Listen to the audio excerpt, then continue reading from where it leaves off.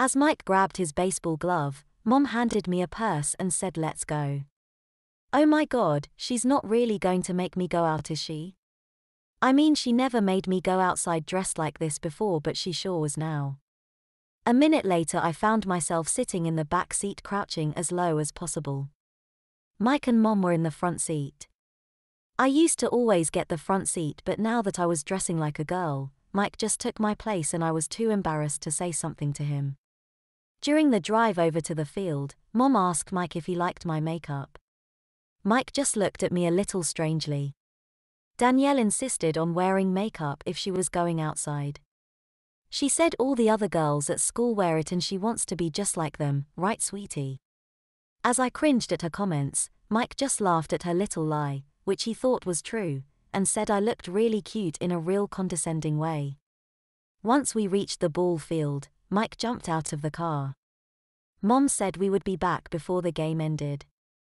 Mike kissed Mom and he waved to me as he yelled, "Bye, Danielle. Don't let any boys smudge your lipstick." I wanted to kill him for calling me that name and saying that about me. Imagine me letting a boy kiss me. Mom just laughed as she told me to sit up front with her.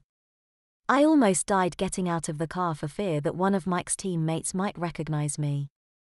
As soon as I realized that Mom was not heading back towards home, I asked her where we were going. She then told me we had to go to the mall to get a nice new dress for my birthday dinner. I don't have time to buy something without you being able to try it on to make sure it fit you properly. I was practically in tears as I begged Mom not to take me to the mall since a lot of the kids hung out in there after school, but she didn't care. I told Mom I didn't need a new dress for dinner.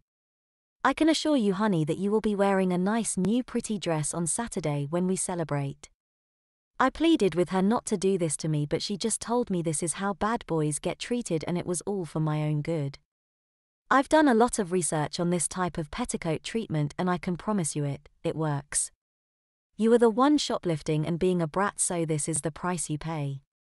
I'd much rather have a sweet daughter than a rotten son, so you just better get used to acting like my precious little girl. If you do good, it will remain our family secret, but if not, all your friends will know. I cried and sobbed, but to no avail.